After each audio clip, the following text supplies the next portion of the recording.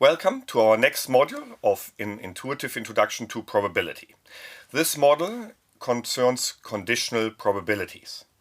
In my experience with students, that's usually a topic where people are really struggling to wrap their head around the formulas. So before we look at any formulas, let's look at some data, some empirical probabilities, and develop some intuition. I put together a data set here with some population data from Switzerland. Before we look at the data, let's think of the following. You come for a vacation visit to Switzerland and you meet your first Swiss person. And here's questions. What is the probability that this first Swiss person you meet is younger than 20 years old? So he or she is somewhere between 0 and 19. And then you may ask, what is the probability that this person's main or first mother tongue language is French?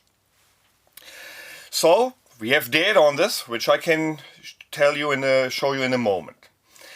You talk to the person and the person tells you, actually, I'm residing in the canton of Zurich. Question, does this information reveal anything about the answers to the previous questions?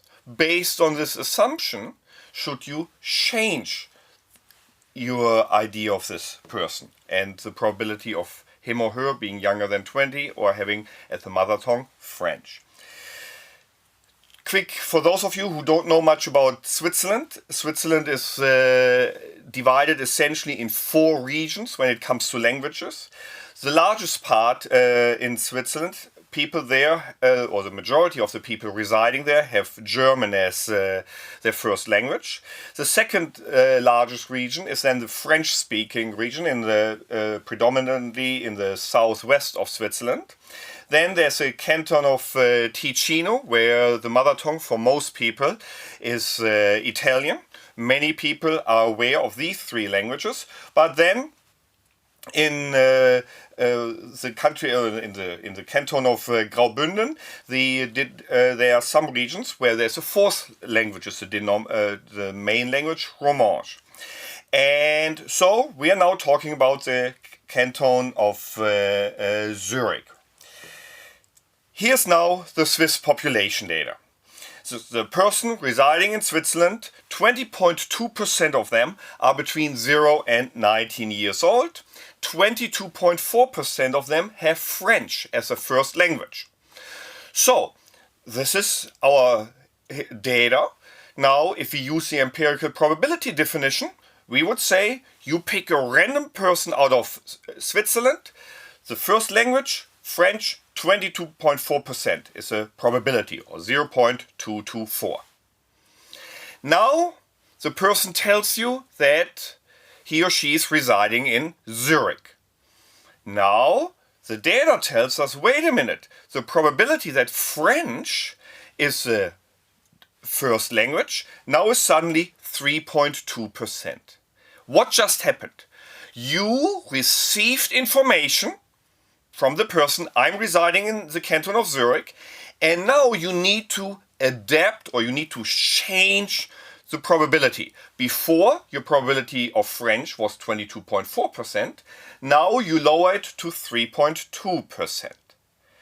So, this probability changed. The occurrence of an event, the person is residing in the canton of Zurich, made you change the probability. You now have a different assessment of the likelihood of the event French. Here's now the general idea, leaving the example behind us, thinking of the general concept of a conditional probability. You have an initial probability of an event P of A. That can be, again, a classical probability, an empirical probability, as we just saw in our data example, or subjective probability. Then an event occurs, an event B occurs, and as a result of B occurring, you now say, oh, I need to change my probability. I update it under the condition B, the probability is now different. Here now, we need again a little bit of terminology. At the bottom of the slide here, the probability of A then this vertical line B, we say the conditional probability of A given B. And that's the new probability here. So back now to our example. Your original probability P of French was 22.4%. Now the event person from Canton of Zurich occurs. And now the probability of French under the condition the person is from Zurich, or said more in the language of conditional probability, the probability of French given Zurich is 3.2%. And that's now a conditional probability. Now here I've shown you where the canton of Zurich is. It's in the area of Switzerland where German is a predominant language, but within this canton 3.2% of the people speak French as their first language, while in the entire country, thanks to the large French part in the southwest, it's 22.4%. Now let me try again to get the intuition across in our general setup of probability. Here you see once again a Venn diagram. We have the entire sample space of possible outcomes S. We have an event A and an event B, and then the intersection A intersect B. Now the event B happens. How should you think of this? What you should now think that S is out of the window. We no longer think of the sample space of S. Now I know B occurred, so essentially this event B is like my new sample space. Back to our example. Originally we were talking about all of Switzerland. Now, after the person tells you I'm from Zurich, our new sample space are just the people residing in the canton of Zurich. So from Switzerland we went to Zurich. Here now in general from the sample space S we go to just the event B. And that's now our new sample space.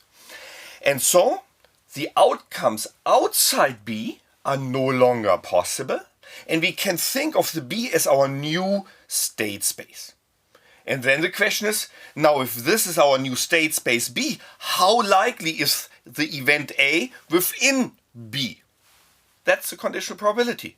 Probability of A given B is exactly the answer to that question. How likely is the event A within the new state space B? And that's it. That's the key intuition of conditional probability. To sum up, the occurrence of some events or some information that you are given may update or may lead you to change the probabilities that you have of some events. And how we do this, or the concept of this, is conditional probability. This sums up our first intuitive look at what a conditional probability is. In the next lecture, we will now formalize this intuition a little bit more with some precise definitions. So please come back to the next lecture. Thank you very much.